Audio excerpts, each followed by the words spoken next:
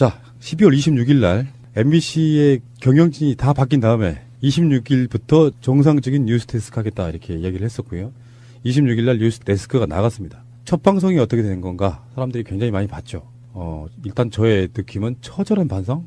그래서 처음 방송에서 정말 한 10분 가까이를 MBC 방송으로 시작해요. 그러면서 앞부분에는 일반적인 반성하고 그 다음에 세월호 보도에 대한 그리고 그 다음날도 다른 식의 잘못된 보도를 하겠다라고까지 설명을 해줍니다. 10분 정도를 거의 반성하고 그 다음에 이제 이따가 우리가 이야기해야 될 MBC가 어제 보도한 뉴스들을 한번 이야기해보는 시간도 갖겠습니다. 그리고 그 방송의 내용을 제가 이 방송의 후미쯤에 9분 정도 10분 정도 되는 그 내용을 그대로 집어넣어드리겠습니다. 한번 그냥 느껴보시기 바라고요. MBC는 권력에 충성하면서 국민들을 배신했고 뉴스 자체를 다루지 않았다. 그 앞에 보면은 정말 상징적인 사진 한 장을 그러니까 그림을 하나를 보여줘요. 어떤 사람이 앞에 쫓겨가고 어떤 사람이 뒤에서 칼 들고 쫓아가는 장면인데 카메라 프레임 속에는 프레임에 들어있는 그림만 보면 앞에 있는 사람이 뒤에 있는 사람을 칼로 찌르는 것처럼 보여요. 그게 언론이다. 그게 MBC였다라고 이야기를 하더라고요. 굉장히 유명한 그림입니다. 예. 그게. 사실 MBC가 그런 역할을 톡톡히 했죠. 이번에 MBC 내부에서 뉴스데스크에 나온 듯이 처절한 반성을 했다고 믿고 싶고요. 예. 그런 반성이 반드시 필요하죠. 그런 반성도 없다면 사람들도 아닌 거죠. 경영진이 바뀌고 뉴스데스크 진행자가 바뀌고 그랬다고 하지만 언론이 뭘까요? 언론은 권력에 대한 감시? 그게 주목적은 아니잖아요.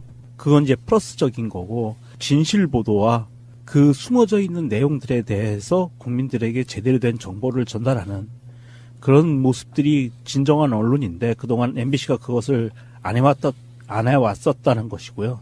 앞으로 조금 더 그 진실 보도에 대해서 신경을 좀 많이 써야 될 것 같습니다. 가장 상징적인 멘트가 이거였던 것 같아요. 세월호 보도는 참사 보도가 아니라 보도 참사였다. 정말 유가족에 대해서 잔인무도한 짓들도 했죠. 그런 상상하기 힘든 질문들도 막 서슴없이 했고 그리고 결정적으로 보도 자체를 안 한 게 너무나 많았잖아요. 세월호 참사 이후에도 촛불 국면에서도 아예 보도 자체를 안 하는 그런 짓들을 정말 서슴없이 했었죠. KBS와 MBC 차이 같은 건데요. MBC의 모 고위 관계자가 그런 말 한 적 있잖아요. MBC는 사형방송이다. 공영방송의 개념이 훨씬 더 큰 방송인데 KBS는 좀 심하게 말하면 약간 국영방송 느낌이 나요. 온전하게 국가가 지배하는 구조를 갖고 있고 MBC는 방문진이라고 하는 이를테면 어떤 법인의 저번에 코어포레이션이라는 그 개념이 네. 그건데 그 법인에 있어서의 지분들을 갖고 있는 부분이 있기 때문에 공적 자금이 들어가도 온전하게 지배를 못했던 부분이라서 장악하기가 훨씬 쉬웠던 바로 그런 방송이었다는 말씀드리고요. 어쨌건 그걸 보고 있는데 정말 오랜 시간 돌아왔구나. MBC, KBS가 사실 장악된 건 촛불 보도 이후라고 보면 되죠. 촛불로 이제 나라가 이명박 자체가 초반부터 흔들리기 시작하니까 이게 장악을 해야겠다라는 그게 핑계였는지 뭔지 모르겠어요. 그 전부터 이미 그런 생각을 하고 있었는데 그 광우병 촛불 보도에 대한 어마어마한 위력을 KBS, MBC가 완전히 제대로 된 보도를 해버렸거든요. 그 당시에. 그러면서 장악을 해야겠다라고 느꼈는지 모르지만 거의 9년, 10년 가까운 시간 동안에 얼마나 장악됐는지 그 MBC 스스로가 반성하는데 그 첫날 세월호 보도를 보니까 저 역할을 우리가 했구나 이런 생각도 들었어요. 말도 안 되는 것들 있잖아요. 완전히 버려졌던 MBC가 돌아오는 거를 보면서 가능하구나. 우리가 촛불을 들고 외치면 바꿀 수 있구나 했던 것 중에 대통령뿐만 아니라 언론마저 가능하구나. 이걸 학습할 수 있는 시간과 사건이 아니었나 하는 생각을 했어요. 대통령은 바꿀 수 있었지만 이게 언론도 정말 돌아올 수 있을까라는 생각을 막연하게 했었는데 그리고 MBC가 가장 심했었잖아요. 거의 돌려보지 않는 채널이 됐었거든요. 근데 정말 죄송하다고 하는 그 뉴스에서 느껴지는 게 저 사람들 정말 마음 먹고 사죄를 하고 있구나라는 생각이 들더라고요. 지금까지 싸워왔던 사람들이 하는 거라서 더 쪼달하게 느꼈을 것 같고 앵무새처럼 불과 몇 달 전에는 이 보도, 몇 달 후에는 이 보도 했던 그런 식의 언론인들이 아니기 때문에 오히려 더 진정성을 와닿았다고 생각이 들고요. 지금 배현재 씨는 스케이트장에 가 있나요? 궁금하네요. 어디로 발령받을지. MBC에 대해서 아까 마차님도 얘기를 비슷한 얘기를 했는데 민주주의가 정말 그렇게 힘든 거예요. 이렇게 한번 생각해 보자고요. 김대중 노무현 대통령으로 이어지는 민주정부. 김대중 대통령이 정권 교체를 했을 때 불과 얼마 지나지 않아서 많은 사람들이 욕을 했어요. 대통령 뽑아줄 땐 뭐하냐? 그리고 노무현 대통령이 이어받았어요. 김대중 대통령이 그래도 약간 보수적 느낌이 있는 굉장히 오래된 정치인이어서 그 다음에 노무현 대통령이 정권을 잡으면 싹 쓸어버릴 줄 알았단 말이에요. 근데 그게 함부로 안 돼요. 나름대로 열심히 했어. 그래서 성과도 있어. 근데 임기 한 1, 2년 남겨놓고는 거의 막 배척당하다시피 그 사이에 탄핵도 당했는데 그래서 섣부른 어떤 실망 이런 것들이 정권을 내주게 돼요. 놔버리는 거 있잖아요. 네. 그건 정말 지금 생각해도 아이러니고 억울한 지점입니다. 노무현 대통령 정치 잘못한 거 아니에요. 저는 굉장히 좋은 비유로 에스컬레이터 관련된 비유를 들은 적이 있어요. 민주주의나 언론이나 인권이나 우리가 다루는 굉장히 개념적이고 중요한 가치들에 대해서 우리가 보는 태도 자체가 그 내려오는 에스컬레이터를 그 역으로 걸어 올라가는 사람처럼 해야 된다고 하더라고요. 가만히 있으면은 후퇴한다고. 그래서 열심히 걸어 올라가도 제자리인 경우가 많기 때문에 잠시라도 멈추면 후퇴하기 때문에 그렇게 에스컬레이터를 거슬러 올라가는 심정으로 우리가 민주주의도 언론도 인권도 대해야 한다고 하더라고요. 민주주의가 힘들다는 건 정권만 바꿔놓으면 되는 줄 알았다가 10년 지난 뒤에 사실은 요즘 단어로 말하면 언어로 말하면 적폐 세력들의 반기에 의해서 정권을 뺏긴 거예요. 그리고 온갖 조작질들 끝에 정권 연장까지 시켰죠. 박근혜까지. 예. 근데 촛불혁명과 지금 MBC의 사례를 보듯이 똑같이 그런 상황이면 어떻게 될까요?를 한번 물어보고 싶은 거예요. 그럴 일은 없어야겠지만 정권은 뺏길 수 있어요. 나중에. 예. 근데 그들도 나라를 이런 식으로 만들어 놓으면 또 똑같이 탄핵당하고 파면당할 수 있다는 거를 인식하게 된다면 훨씬 무서워지는 거죠. 예를 들어서 얼마 후에 어떤 정권이 들어섰어요. 우리 쪽이 아닌. 근데 마치 최순실 같은 인간형이 나타났다고 하면 비선 실세로서의 그게 훨씬 더 줄어들겠죠. 역사적 교훈이 있기 때문에. 마찬가지로 조윤선 같은 사람, 우병우 같은 사람도 실제로는 훨씬 더 줄어들 겁니다. MBC도 마찬가지겠죠. 정권이 바뀌었는데 사장이 바뀌고 그러면서 또 보도를 막 이상하게 하려고 할 때 내부에 있는 사람들이 정말 극렬한 저항으로 막아낼 거라고 생각이 들어요. 그래서 민주주의는 어렵고 하지만 경험해보지 않으면 모르는 것들이에요. 경험을 해봐야 된다 이렇게 말씀드리고 싶어요. 그래서 문재인 대통령의 정권의 개혁에 있어서 이제는 기다릴 줄 알게 된 거예요. 사람들이. 지금 집권 7개월밖에 안 됐는데 아직도 막 서두르는 사람들이 있거든요. 그렇다고 하지 말라 이렇게 말씀드리고 싶은 생각은 없지만 요구는 할 수 있어요. 그렇지나 실망 먼저 하지 마라 이런 얘기예요. 예를 들어서 나 복직시켜달라고 이야기를 할 수는 있어요. 근데 당장 안 된다고 내놓고 놔버린 형태로 실망하지는 말라는 얘기예요. 자, 그 MBC가 한 보도들 몇 가지 한번 볼게요. 또 기념으로 한번 봐드려야죠. 첫 방송은 뭘 준비했는지. 일단 여론조사를 했더라고요. 지금 현재 사회적 이슈들 중에 굉장히 핵심 이슈들 몇 가지를 물었습니다. 문재인 정부의 적폐청산 수사는 시일이 걸려도 계속해야 되느냐 마느냐, 종교인들에게 세금을 물려야 되느냐 마느냐 이런 건데요. 적폐청산 수사가 계속 돼야 된다고 답한 비율을 좀 말씀해 주세요. 시일이 걸려도 계속해서 적폐청산을 해야 한다는 응답이 59.7%, 조속히 마무리해야 한다는 의견이 36%였습니다. 그중에 본인의 정치 성향이 보수에 가깝다고 생각하는 사람 36.7%라고 말했고요. 진보에 가깝다고 생각하는 사람이 50.5%라고 대답을 했습니다. 그러니까 전체 국민의 절반 이상이 이제 진보 성향으로 바뀌었다 이렇게 보면 되죠. 굉장히 인상적이었어요. 이 조사를 대행한 기관이 갤럽이잖아요. 갤럽이 보수적이라고 유명한 회사지 않습니까? 거기에서 조사했는데 50.5%가 스스로를 진보적이라고 대답했다는 건 굉장히 좀 눈여겨볼 만한 것 같아요. 근데 이건 아마 MBC 의뢰라고 하면 질문 문항도 다 MBC에서 결정해 준 걸 거예요. 20대에서 40대까지는 70% 이상이 적폐청산 수사가 아무리 오래 걸려도 계속 해야 된다고 답했고요.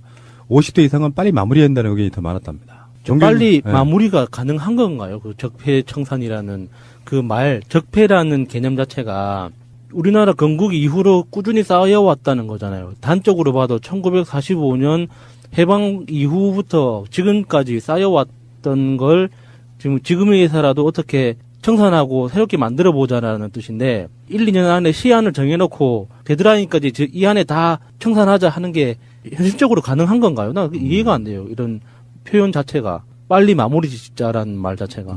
자, 그리고 종교인 과세 문제 결과가 어떻게 나왔습니까? 87%가 종교인 과세에 찬성, 반대는 9%밖에 안 됐네요. 그쪽 반발이 굉장히 좀 격렬하다 그럴까? 강하게 지금 오는 상황인데 이렇게 국민 여론이 있을 때 해야 되는 거 아닐까 이런 생각도 해봐요. 아무리 반발이 심한 거는 예상 가능한 거잖아요. 반발을 하는 당사자들 자체의 재산 규모가 너무 크니까 뭐 작게는 몇백억, 뭐 수천억이라고 알려져 있는 교회들도 있잖아요. 그런 곳에서는 당연히 반발을 하겠죠. 세금이 있고 없고의 차이가 현금 유동성에 대해서 엄청나게 큰 차이를 가져오기 때문에 자기 이해관계에서는 어쩔 수 없이 반발을 할 수밖에 없는데 당연히 반발하는 걸 가지고 조세 형평성이라는 기본 원칙 자체를 포기하는 거는 말이 안 되는 것 같은데요, 그거는.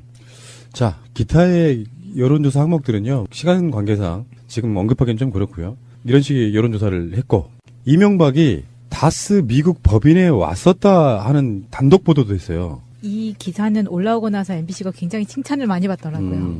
이 뭔가 MB에 숨어 있는 그 애틋함, 다스에 대한 따뜻한 마음 같은 게 느껴지는 그런 보도였어요. 왜 그걸 나한테 물어보시나?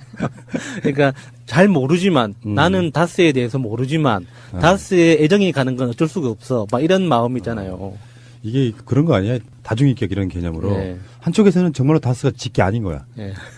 그리고 밤이 되면은 한쪽에 내 다스 이렇게. 그러니까 대통령 4년 동안 실제 임기 시절에는 가보질 못하고 퇴임 1년 반 지나서 국제 기독교 기업인 모임을 이제 주최 회의에 참석하기 위해서 플로리다를 간 김에 거기에서 몇 시간 떨어져 있지 않은 다스의 미국 법인에 조용히 들렀다는 겁니다. 이것이 내 새끼 다스. 제가 좀 이해가 안 가는 게 있어요. 2014년 9월 말이면은 2013년 2월 달에 퇴임한 거잖아요. 그리고 1년 반이 지났거든요. 그 당시에 이명박은 무직 상태로 알고 있어요. 그런데 어떻게 국제 기독교 기업인 모임에 참석을 했을까요? 기업인이 아니었잖아요. 무직이니까. 그건- 전직 기업인 아닙니다. 네, 전직 상관없어요. 기업인. 아니 현직 같은데 그래서 이게 다스의 실소유주 기업인 자격으로 간 거 아닌가. 저는 그런 좀 의심이 좀 들어요. 동의합니다. 다스는 내 거다스. 참, 네. 아이고, 그런 건 있는 것 같아요. 사장이 취임하고 관련자들을 교체를 하고 하는 과정에 우리가 그런 이야기 많이 했잖아요. 왜 많은 언론들이 이명박 뒷조사 안 하냐고. 그러니까 MBC가 첫 보도를 낼 때 이 정도 보도는 해줘야겠다라고 추적하는 이런 것들을 생각하보니까 어떻게 보면 처절하다 이런 생각이 드는 거예요. 이명박에 대해서도 보도 못하는 MBC. 그러니까 첫 방송에서 자기네들 보도할 때 그런 이야기 있었어요. 이것저것 중요한 이슈를 다 빼버리니까 보도할 게 없었다. 그러니까 결국에는 이제 근육 보수 뭐 이런 이야기를 비올 땐 소세지빵. 뭐 이런 거 정말 한심한 자들이죠. 예. 어쨌건 다스가 이명박의 소유일 가능성이 높은 정황 중에 하나가 보도된 겁니다. 그 홍준표의 척당불기. 야, 그 뜻이 엄청 멋있더만요. 예. 척당불기. 뜻이 있고 기계가 있어 남에게 얽매이거나 굽히지 않는다는 뜻으로 홍준표의 캐릭터와 참 잘 어울리죠. 그러니까 이게 이 척당불기 그 액자 이거를 최근에 첫 보도한 건 뉴스타파인데 뉴스타파가 찾아낸 영상의 원소스가 MBC 뉴스예요. 그러니까 MBC 뉴스를 쭉 보다 보니까 그때 당시에 보다 보니까 척당불기가 딱 위에 걸려 있는 거예요. 그래서 지금 MBC도 그것을 사실은 어떻게 보면 사장님께서 뉴스타파의 앵커셨기 때문에 그 뉴스가 이제 어떤 면에서 보면 약간 토스된 느낌도 들어요. 근데 그런 건데 홍준표가 이것은 답을 해줘야 된다고 생각합니다. 끝까지 모른다고 하겠죠. 그래서 MBC가 홍준표한테 물었겠죠, 당연히. 대표님, 이거 어떻게 되신 거죠? 그랬더니 홍준표가 한 말이 있습니다. MBC가 참 이상해졌네. 저는 여기서 또 분노를 했어요. 도대체 대한민국의 대법원은 무엇을 보고 심리를 했는가? 언론이 이렇게 이런 뉴스에 나온 걸 갖고 증거를 들이밀었는데 증인의 증언이 증거 능력이 없다. 그러니까 무죄. 대법원의 판단은 이거거든요. 2심과 대법원의 판단이. 그러니까 이 영상이 나오기 전이에요, 판단은. 소위 대한민국의 대법원인데 본인들이 보기에 물론 이제 법에는 이 사람이 유죄라고 확신이 들지 않으면 무죄라는 그런 원칙은 있어요. 그런 이제 법을 배울 때 그런 거는 있거든요. 그래서 피의자 중심으로 하기는 하지만 증인이 명백하게 증언을 했는데 1심에서 유죄가 나온 거를 2심에서 증언이 믿을 수가 없어 대법원도 마저 믿을 수 없어 해서 무죄가 나온 거예요. 결론은. 그렇다면 지금 증인이 나왔던 그 배경화면이잖아요. 척당불기라는 예, 게. 예. 이렇게 이제는 언론에서 까발려지는데 대법원은 지금 무슨 말을 할 수 있을까? 대법원은요, 이 뉴스가 나오면은요, 기자회견을 해야 돼요. 대법원의 심리라는 건 그거잖아요. 2심에서 넘어온 서류 심사만 하는 건데 그게 판결 전에 밝혀졌더라도 이 대법원은 그렇게 판결할 수밖에 없었을 저는 그런 점도 있죠. 그 증인의 증언이 가짜라는 확신이 들지 않으면 또 그것 또한 인정해줘야 되는 거거든요. 그러니까 뭐냐면 이게 판사들의 그 판단을 할 때 이 사람이 유죄야라는 판단이 확실히 들지 않으면 무죄가 되고요. 이 증인이 한 증언이 가짜야라는 판단이 확실히 들지 않으면 그건 진짜 쪽으로 인정을 해줘야 되거든요. 1심과 2심이 달랐잖아요. 예. 근데 보통 대법원의 판결이 대부분 다 이렇게 된답니다. 그러니까 2심이 무죄인 경우는 대법원에서 무죄로 많이 평가해 주고요. 달랐을 때. 2심이 유죄인 경우는 대법원이 유죄로 해주는 경우가 훨씬 많대요. 그래서 보통 이제 이런 경우죠. 1심과 2심에 있어서 달랐다고 하는 건 정확한 분석은 저는 이상 없다고 생각해요. 대법원의 지금 대법관들이 홍준표를 무죄를 만들어주고 싶어하는 심리가 51%인 사람들이 훨씬 많다라고밖에 표현할 방법이 없어요. 그렇죠. 맞아요. 예. 1, 2심이 달랐을 때는 진짜로 그런 거잖아요. 지금 대한민국의 법체계가 사법부의 체계가 지금 기존에는 지방법원, 고등법원, 대법원이잖아요. 그래서 판사들도 관료주의화 됐잖아요. 서열화가 됐고 그러다 보니까 대법원 입장에서는 초심 1심 법원, 지방법원의 수준이 낮게 보이는 거예요. 그러니까 이 고등법원은 그래도 경력 많이 쌓은 애들이야. 내 바로 밑에 있는 애들이야. 그래서 얘네들을 인정을 해주는 경향이 많거든요. 그래서 이번 정부에 이제는 그 1, 2, 3심을 끊어서 한다고 그랬잖아요. 지방법원은 지방법원대로 순회를 시키고 고등법원은 고등법원대로 순회시킨다 그랬어요. 그래서 이게 전담 판사가 되는 거죠. 1심 전담, 2심 전담. 이게 계급화가 아니라 이렇게 가면은 나중에는 대법원이 판단할 때 2심의 의견을 더 중요하게 받아들이는 그런 몰상식은 없어질 수 있다는 거죠. 근데 어제 혹시 MBC 같은 채널에 달라진 프로그램이 하나 더 있죠. PD수첩. 그 PD수첩이 첫 번째 방송했던 건 7년 MBC의 굴욕 뭐 이런 것이었고 두 번째 방송이 KTX 승무원들 이야기였었거든요. 거기서도 대법원이 등장하죠. 1, 2심 전부 다가 승무원들 손을 들어줬던 판결을 대법원이 그걸 뒤집잖아요. 대법원이 파기환송을 해버렸죠. 그중에 대표적인 핵심 중에 하나가 승무원들을 안전요원이라고 볼 수 있냐 없느냐. 왜냐하면 안전을 담당하는 직원은 파견이 불가능한 뭐 이런 식의 법 때문에 대법원이 이 사람들은 안전에 관련된 업무를 하지 않는다. 이 형태로 해가지고 파견 나가도 된다. 이런 방식으로 손을 들어준 게 대법원이에요. 그러니까 대법원의 평소 논리하고 다른 거잖아요. 대법원은 사실관계를 판단하는 게 아니라 법리만 판단하는 그 최고법원이라고 스스로 말하면서 그런 또 경우 그 KTX 경우에는 자기들이 사실관계를 다시 그러니까 판단하라고 판단해서 돌려보낸 거잖아요. 그렇게 판결했던 게 2년 전이에요. 2015년. 예. 대법원이 이렇습니다. 어쨌든 간에 뭐 오늘 대법원 이야기는 아니고 홍준표가 했던 말 MBC가 참 이상해졌네. 이제 그러면 우리는 이제 이걸 반대로 해석할 필요가 있겠죠. 예. MBC가 상당히 많이 좋아졌네. 이런 느낌으로요. 그전에는 홍준표가 MBC만 보라고 그랬었거든요. 맞아, 그랬대. 김장겸 지키려고 온갖 거짓거리를 했잖아요. 예, 그 국회 보이콧하고 이렇게 막 갔다가 돌아오고 그랬었잖아요. 척당불기. 이 글자도 틀렸었다 그러죠. 그 척당불기하고 비슷한 뜻이 안하무인이라고 한다고요? 뭔가 홍준표하고 참 어울린다는 생각을 했습니다. 뜻이 있고 기기가 있어서 남에게 얽매이거나 굴피지 않는다는 뜻으로 홍준표의 좌우명 중에 하나였는데. 안하무인. 그러니까 그러네. 안하무인이네. 뜻이 있고 기기가 있어 남에게 얽매이거나 굽히지 않는다. 이건 개망나니. 아무튼 민정수석님. 네. 질문. 그래서 결정적인 증거가 발견이 됐어요. 재심 청구할 수 있잖아요. 재심 청구할 수 있죠. 네. 재심은 사건을 뒤집을 만한 결정적인 증거가 있으면 또 할 수 있습니다. 새로운 증거가 밝혀지면 할 수 있는데 이게 또 적폐 중에 하나인 사법부가 이거를 결정적인 증거로 인정을 할 거냐 말 거냐. 걔네들이 안 하면 끝나는 거예요. 그거 아주 복잡한 문제입니다. 윤승모의 증언 중에서 당대표실에서 척당불기를 본 적이 있다고 구체적인 정황을 이야기한 거야. 그 증거 자료가 나온 거죠. 가보지 않으면 모르는 증거가 나온 거예요. 근데 우리는 안 걸려 있었어. 근데 나중에 영상에 보니까 걸려 있었단 말이에요. 이거는 결정적인 증거라고 봐야겠죠. 아, 그리고 지금 이 사람이 보면서도 그 척자가 틀렸다고 생각을 했다 그랬잖아요. 그런데 홍준표가 말할 때는 자기는 의원실이라고 얘기하고 그 다음에 당대표실이라고 이제 말을 바꾸거든요. 반박을 하거든요. 그러면 이 틀린 글자의 액자가 두 군데에 걸려 있었을 가능성이 있느냐. 그거는 거의 없다고 볼 수밖에 없잖아요. 나중에 이 척자가 틀린 것 때문에 홍준표가 저 액자 내리라고 했다 그러거든요. 자, 어쨌든 MBC 보도, MBC 뉴스예요. MBC 뉴스를 쭉 보다 보니까 그때 당시에 보다 보니까 척당 불기가 딱 위에 걸려 있는 거예요. 그래서 지금 MBC도 그것을 사실은 어떻게 보면 사장님께서 뉴스타파의 앵커셨기 때문에 그 뉴스가 이제 어떤 면에서 보면 약간 토스된 느낌도 들어요. 근데 그런 건데 홍준표가 이것은 답을 해줘야 된다고 생각합니다. 끝까지 모른다고 하겠죠.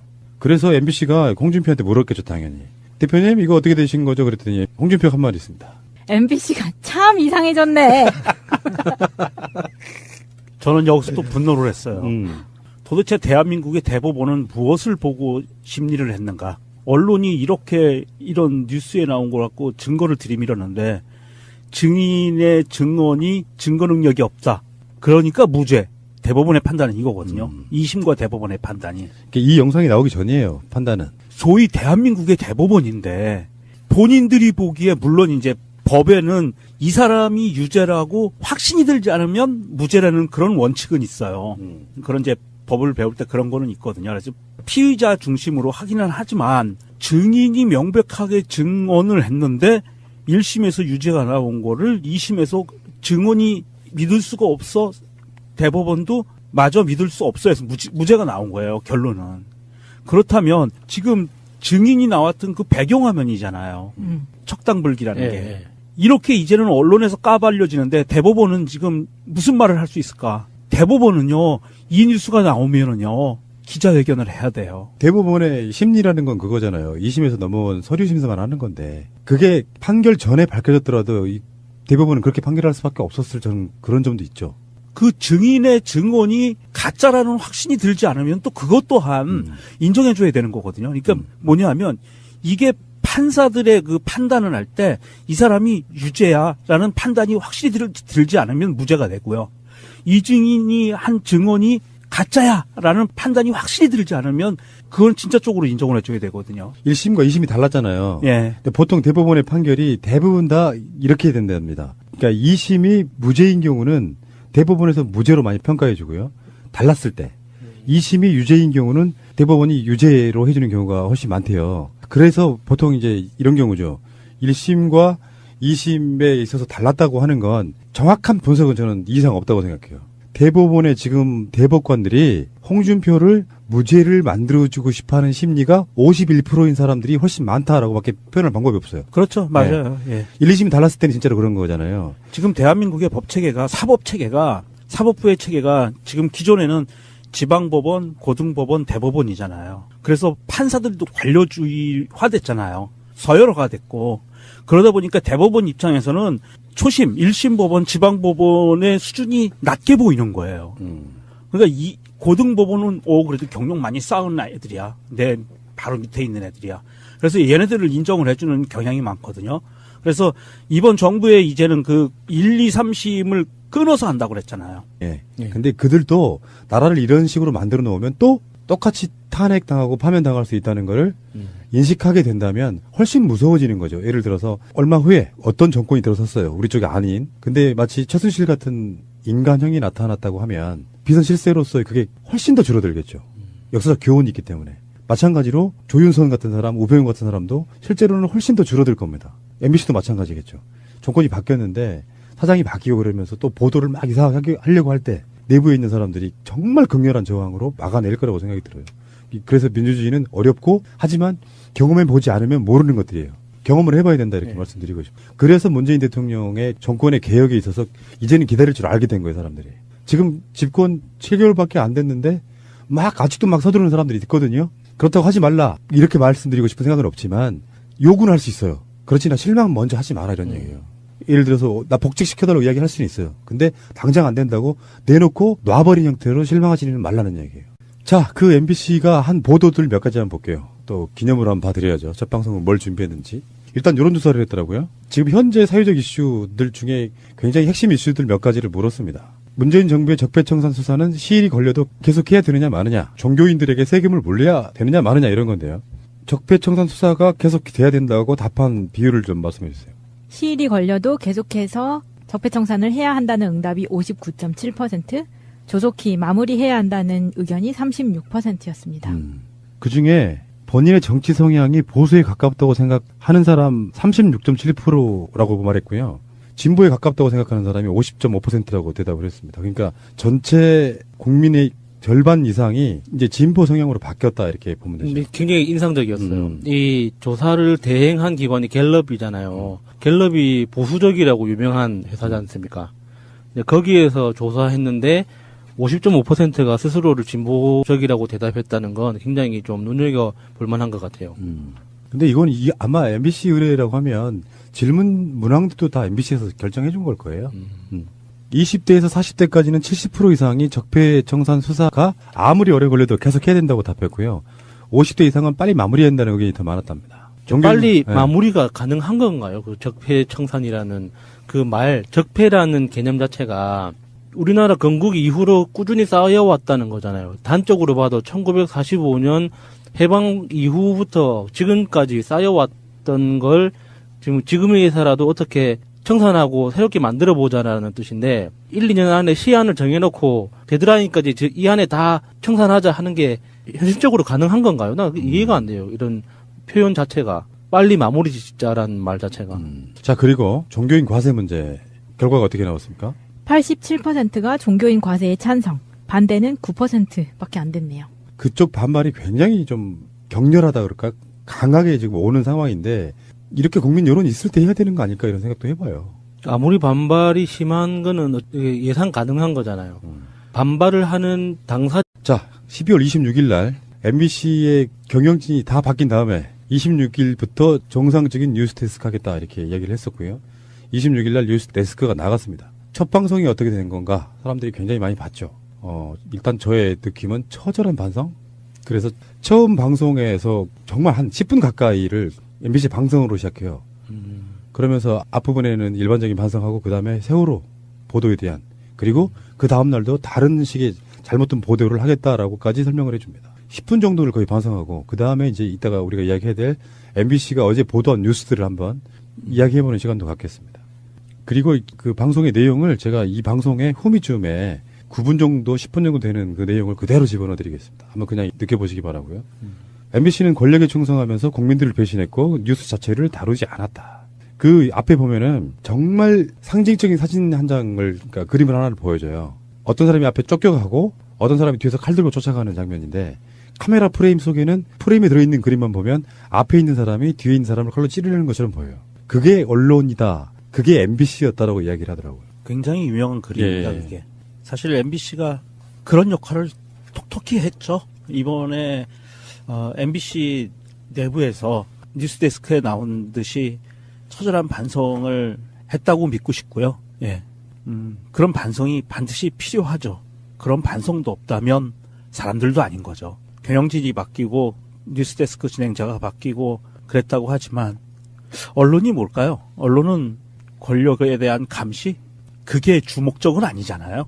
그건 이제 플러스적인 거고 진실 보도와 그 숨어져 있는 내용들에 대해서 국민들에게 제대로 된 정보를 전달하는 그런 모습들이 진정한 언론인데 그동안 MBC가 그것을 안 해왔었다는 것이고요. 앞으로 조금 더 그 진실 보도에 대해서 신경을 좀 많이 써야 될 것 같습니다. 가장 상징적인 멘트가 이거였던 것 같아요. 세월호 보도는 참사 보도가 아니라 보도 참사였다. 정말 유가족에 대해서 잔인무도한 짓들도 했죠. 그런 상상하기 힘든 질문들도 막 서슴없이 했고 그리고 결정적으로 보도 자체를 안 한 게 너무나 많았잖아요. 세월호 참사 이후에도 촛불 국면에서도 아예 보도 자체를 안 하는 그런 짓들을 정말 서슴없이 했었죠. KBS와 MBC 차이 같은 건데요. MBC의 모 고위 관계자가 그런 말 한 적 있잖아요.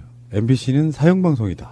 공영방송의 개념이 훨씬 더 큰 방송인데 KBS는 좀 심하게 말하면 약간 국영방송 느낌이 나요. 온전하게 국가가 지배하는 구조를 갖고 있고 MBC는 방문진이라고 하는 이를테면 어떤 법인의 저번에 코어포레이션이라는 그 개념이 그건데 그 법인에 있어서의 지분들을 갖고 있는 부분이 있기 때문에 공적 자금이 들어가도 온전하게 지배를 못했던 부분이라서 장악하기가 훨씬 쉬웠던 바로 그런 방송이었다는 말씀드리고요. 어쨌건 그걸 보고 있는데 정말 오랜 시간 돌아왔구나.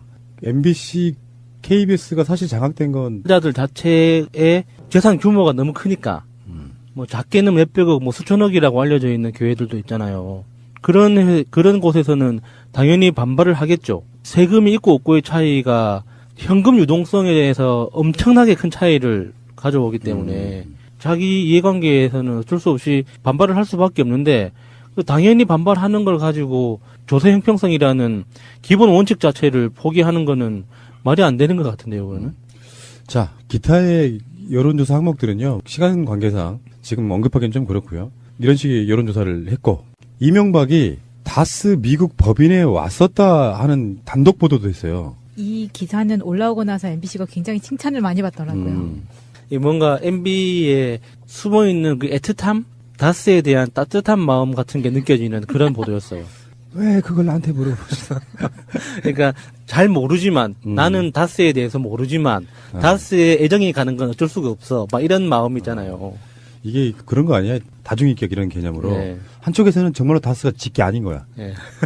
그리고 밤이 되면은 한쪽에 내 다스. 이렇게. 그러니까 대통령 4년 동안 실제 임기 시절에는 가보질 못하고 퇴임 1년 반 지나서 국제 기독교 기업인 모임을 이제 주최 회의에 참석하기 위해서 플로리다를 간 김에 거기에서 몇 시간 떨어져 있지 않은 다스의 미국 법인에 조용히 들렀다는 겁니다. 이것이 내 새끼 다스. 제가 좀 이해가 안 가는 게 있어요. 네. 2014년 9월 말이면은 2013년 2월 달에 퇴임한 거잖아요. 그리고 1년 반이 지났거든요. 그 당시에 이명박은 무직 상태로 알고 있어요. 그런데 어떻게 국제 기독교 기업인 모임에 참석을 했을까요? 기업인이 아니었잖아요. 무직이니까. 그건- 전직 기업이 나는 네, 전직 상관없어요. 기업인. 아니 이게 현직 같은데 그래서 이게 아. 다스의 실소유주 기업인 자격으로 간 거 아닌가. 저는 그런 좀 의심이 좀 들어요. 동의합니다. 마, 다스는 내 거다. 참, 네. 아이고, 그런 건 있는 것 같아요. 사장이 취임하고 관련자들을 교체를 하고 하는 과정에 우리가 그런 이야기 많이 했잖아요. 왜 많은 언론들이 이명박 뒷조사 안 하냐고. 그러니까 MBC가 첫 보도를 낼 때 이 정도 보도는 해줘야겠다라고 추적하는 이런 것들을 생각해보니까 어떻게 보면 저잘하다 이런 생각이 드는 거예요. 이명박에 대해서도 보도 못하는 MBC. 그러니까 첫 방송에서 자기네들 보도할 때 그런 이야기 있었어요. 이것저것 중요한 이슈를 다 빼버리니까 보도할 게 없었다. 그러니까 결국에는 이제 근육 보수 뭐 이런 이야기를 비올 땐 소세지빵. 뭐 이런 거 정말 한심한 자들이죠. 예. 어쨌건 다스가 이명박의 소유일 가능성이 높은 정황 중에 하나가 보도된 겁니다. 그 홍준표의 척당불기.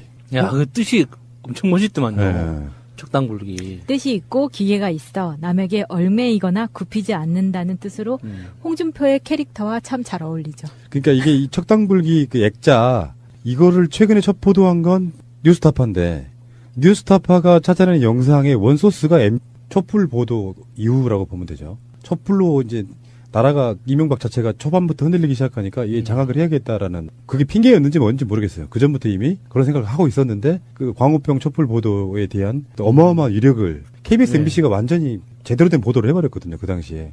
그러면서 장악을 해야겠다라고 느꼈는지 모르지만 거의 9년, 10년 가까운 시간 동안에 얼마나 장악됐는지 그 MBC 스스로가 반성하는데 그 첫날 세월호 보도를 보니까 저 역할을 우리가 했구나 이런 생각도 들었어요. 말도 안 되는 것들 있잖아요. 완전히 버려졌던 MBC가 돌아오는 거를 보면서 아 가능하구나. 우리가 촛불을 들고 외치면 바꿀 수 있구나 했던 것 중에 대통령뿐만 아니라 언론마저 가능하구나. 이걸 학습할 수 있는 시간과 사건이 아니었나 하는 생각을 했어요. 대통령은 바꿀 수 있었지만 이게 언론도 정말 돌아올 수 있을까라는 생각을 막연하게 했었는데 그리고 MBC가 가장 심했었잖아요. 거의 돌려보지 않는 채널이 됐었거든요. 근데 정말 죄송하다고 하는 그 뉴스에서 느껴지는 게 아, 저 사람들 정말 마음 먹고 사죄를 하고 있구나라는 생각이 들더라고요. 지금까지 싸워왔던 사람들이 하는 거라서 더 쪼잘하게 느꼈을 것 같고 앵무새처럼 불과 몇 달 전에는 이 보도, 몇 달 후에는 이 보도 했던 그런 식의 언론인들이 아니기 때문에 오히려 더 진정성을 와닿았다고 생각이 들고요. 지금 배현재 씨는 스케이트장에 가 있나요? 궁금하네요. 어디로 발령받을지. MBC에 대해서 아까 마차님도 비슷한 얘기를 했는데 민주주의가 정말 그렇게 힘든 거예요. 이렇게 한번 생각해 보자고요. 김대중 노무현 대통령으로 이어지는 민주정부. 김대중 대통령이 정권 교체를 했을 때 불과 얼마 지나지 않아서 많은 사람들이 욕을 했어요. 대통령 뽑아줄 땐 뭐하냐. 그리고 노무현 대통령이 이어받았어요. 김대중 대통령이 그래도 약간 보수적 느낌이 있는 굉장히 오래된 정치인이어서 그 다음에 노무현 대통령이 정권을 잡으면 싹 쓸어버릴 줄 알았단 말이에요. 근데 그게 함부로 안 돼요. 다른 데로 열심히 했어. 그래서 성과도 있어. 근데 임기 한 1, 2년 남겨놓고는 거의 막 배척당하다시피 그 사이에 탄핵도 당했는데 그래서 섣부른 어떤 실망 이런 것들이 정권을 내주게 돼요. 놔버리는 거 있잖아요. 네. 그건 정말 지금 생각해도 아이러니고 억울한 지점입니다. 노무현 대통령 정치 잘못한 거 아니에요. 근데 저는 굉장히 좋은 비유로 에스컬레이터 관련된 비유를 들은 적이 있어요. 민주주의나 언론이나 인권이나 우리가 다루는 굉장히 개념적이고 중요한 가치들에 대해서 우리가 보는 태도 자체가 그 내려오는 에스컬레이터를 그 역으로 걸어 올라가는 사람처럼 해야 된다고 하더라고요. 가만히 있으면은 후퇴한다고. 그래서 열심히 걸어 올라가도 제자리인 경우가 많기 때문에 잠시라도 멈추면 후퇴하기 때문에 그렇게 에스컬레이터를 거슬러 올라가는 심정으로 우리가 민주주의도 언론도 인권도 대해야 한다고 하더라고요. 민주주의가 힘들다는 건 정권만 바꿔놓으면 되는 줄 알았다가 10년 지난 뒤에 사실은 요즘 단어로 말하면 언어로 말하면 적폐 세력들의 반격에 의해서 정권을 뺏긴 거예요. 그리고 온갖 조작질들 끝에 정권 연장까지 시켰죠. 박근혜까지. 예. 근데 촛불혁명과 지금 MBC의 사례를 보듯이 똑같이 그런 상황이 오면 어떻게 될까요?를 한번 물어보고 싶은 거예요. 그럴 일은 없어야겠지만 정권은 뺏길 수 있어요. 나중에.